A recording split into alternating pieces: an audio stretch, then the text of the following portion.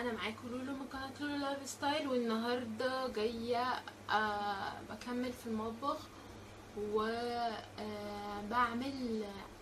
اللي انتوا شايفينه ده الدولاب اللي بحط فيه الحاجات اللي بتتخزن عندي او الحاجات الزياده زي ما بنقول، وتوابل وحاجات. شايفين الدنيا مكركبه ازاي ومبهدله. وهنا برضو وهعمل حبة تغييرات كده شوية فيه. هنزل الحاجة ونبتدي نغيرها سوا واستنوني. بصوا يا بنات، انا كده شلت كل الحاجات ونضفت الدنيا، والبطرمانات والحاجات اللي زي دي انا بمسحها كده بالفوطة من فوق وبنضفها وهرصها وارجع لكم تاني. بصوا انا كده يا بنات خلاص خلصت تحت وخلصت فوق. انا تحت هنا جبت الباسكت ده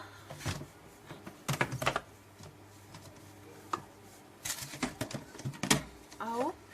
حطيت فيه كل الحاجات التوابل الزياده اللي عندي. يعني عندي فلفل اسود هنا بحطه في البتاعه دي، وعندي حاجات تانية، بهارات تانية مش بستخدمها على طول، فحطيتها في الباسكت ده كلها، لميتها وجمعتها هنا. وده كانت علبة لبن بتاعت ابني، انا جلدتها كده وبستخدمها في ان انا حاطه فيها اللي هي الحاجات اللي بتيجي التتبيلات زي اللي هي الفيجيتار والحاجات دي. حطها فيها. ودي مطحنة الفلفل، وده البطرمان ده اللي هو بيجي كده، ده ليه قاعدة بتاع الملح. ودي بتاعت التوابل، مسحت كل التوابل اللي فيها دي كلها ونضفتها كويس قوي، ونضفت البتاع الخشب وحطيتهم. وفوق هنا اللي هما دول بتبقى علب كده. كان عندي، كنت حاطه فيهم حاجات، والحاجات اللي فيهم الحمد لله خلصت، ورحت بقى حاطه فيهم كل الحاجات اللي انا مخزناها، الرز والمكرونه والعدس والفول وكل الحاجات دي حطيتها هنا.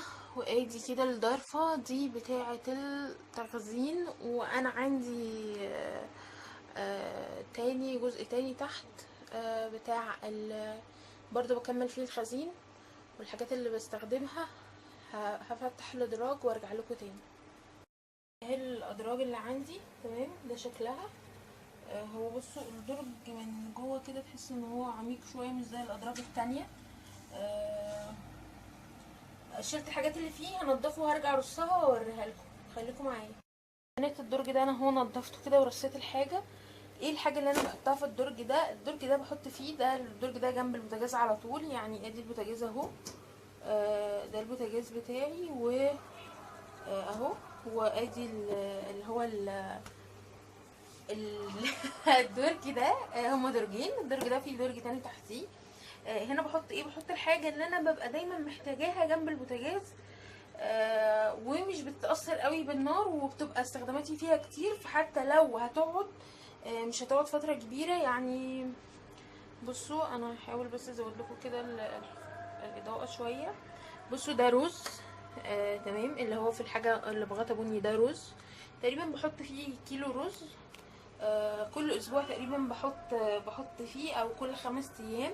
ودي مكرونه، المكرونه اللي بيتبقى في الكيس ما بنعملش احنا ساعات، ممكن ما اعملش الكيس كله لاني ممكن ابقى بعمل لابني بس او ليا انا بس، فمش بيبقى مش ب...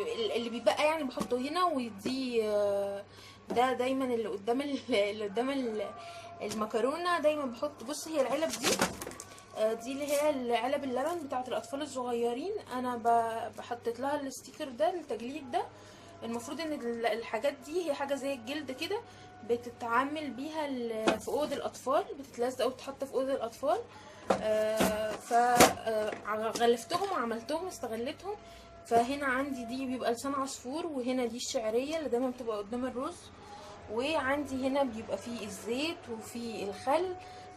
في سمنه بطرمان كده، دايما بسيح بعمل السمنه واحطها فيه.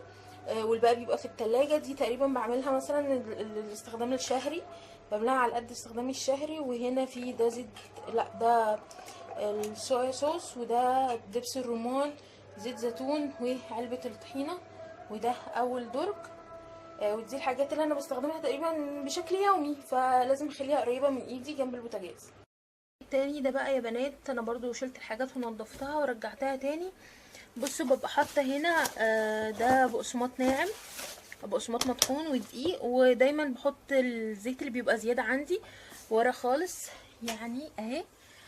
والناحيه التانية بحط دايما الالومنيوم فويل والبلاستيك فيلم، المناديل اللي بطلع عليها الحاجه اللي بقليها، والاكياس دي ساعات بعوزها، واللي هي الاكياس دي اللي انا بحط فيها ساعات البقسماط او الدقيق، واحط فيها الفراخ او الحاجه وارجها كده بدل ما اقعد اقلب فيها في الناحيتين.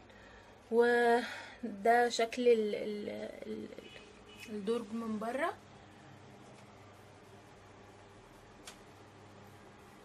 اهو كده كله جاي.